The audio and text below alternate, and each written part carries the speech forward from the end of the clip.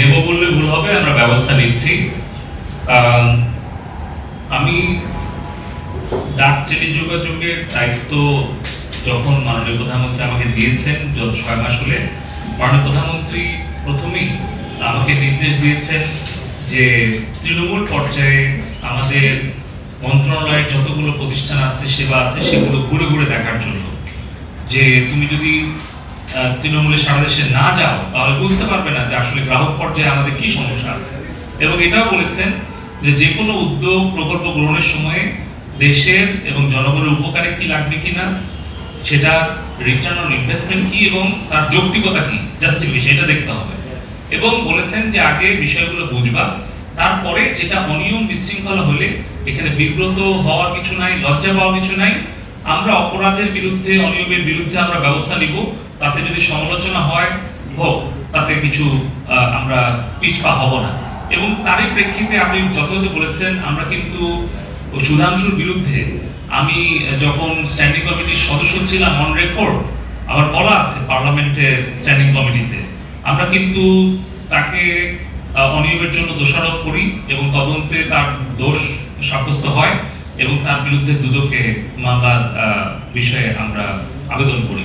এবং পাশাপাশি সাম্প্রতিক সময়ে আমি কিছুক্ষণ আগেই বলেছি যে কিভাবে মিডিয়া আমাদেরকে সহযোগিতা করছে এবং আমরা এটাকে অ্যাপ্রিসিয়েট করছি, কারণ আমরা চাই যে একটা দুর্নীতিমুক্ত, স্বচ্ছ, একটা স্মার্ট সরকার ব্যবস্থা গড়ে তুলতে। তো এখানে আমরা তানোরের কথাটা বলেছি এবং আপনি যে ই সার্ভিস সেন্টারের কথা বলছেন, সেগুলো আমরা তদন্ত করছি।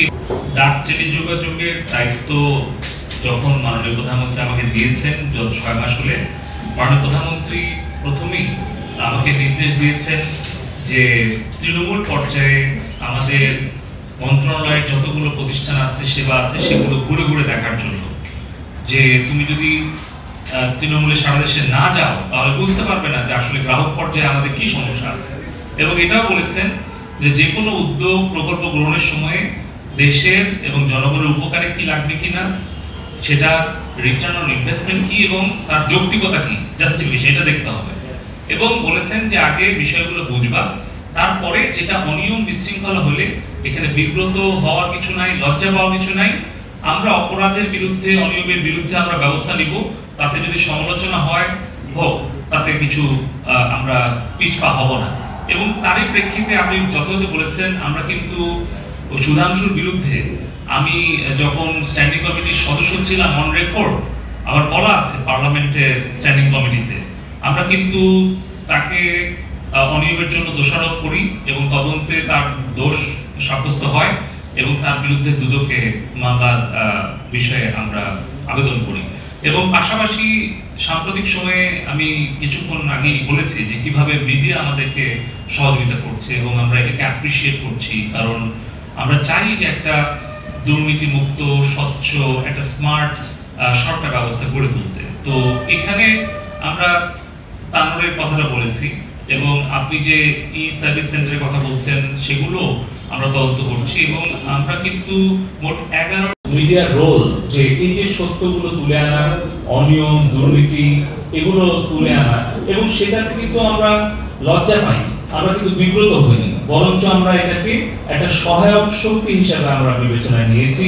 যে আমাদের মিডিয়ার যারা বন্ধুগণ আছেন, সাংবাদিক বন্ধুগণ, ভাই বোনেরা আছেন, তারা যদি এভাবেই সাহসিকতার সাথে অনুসন্ধানী রিপোর্টগুলো তুলে আনেন, তাহলে আমরা সেই বস্তুনিষ্ঠ সংবাদের মাধ্যমে আমরা কিন্তু আমাদের সরকারের স্বচ্ছতা, জবাবদিহিতা আমরা নিশ্চিত করতে পারি। এবং আমরা একটা সমস্যা পাওয়ার পর যখন আমরা নির্দেশ দিলাম যে ওখানে মাইকিং করতে, যে আর কারো অভিযোগ আছে কিনা, হয়তো ওই একজন নারী না, আরো কেউ হয়তো এখনো জানে না, মাইকিং করার পরে 55টা অভিযোগ, 51টা অভিযোগ আমরা শুধু তানোর উপজেলায় পেলাম।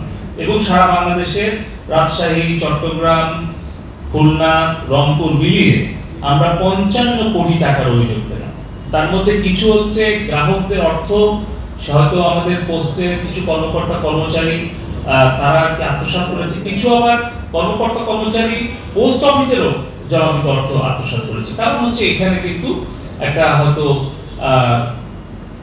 স্বচ্ছতার অভাব ছিল, কিংবা তাদের প্রযুক্তি ব্যবহারে যে উৎসাহিত করার সুযোগ ছিল, আমরা যদি এখানে ধরেন পোস্ট রিসোর্স প্ল্যানিং, যেটা প্রাইভেট কোম্পানিগুলো ইআরপি সলিউশন দেয়, ব্যাংক বা ফাইন্যান্সিয়াল ইনস্টিটিউট, এভাবে যদি পোস্টের কার্যক্রম আমরা করতে পারতাম, তাহলে কিন্তু ইচ্ছা করলেও কোনো অপরাধ তারা করতে পারতো না। তো এখন আমরা একটা প্রকল্প গ্রহণ করেছি কিভাবে আমাদের পোস্টের যে বিশাল যে নেটওয়ার্ক এবং যে বিশাল যে গ্রাহক সংখ্যা, এদেরকে কিভাবে একটা স্বচ্ছ এবং প্রযুক্তি নির্ভর সেবাটা দেওয়া যায়।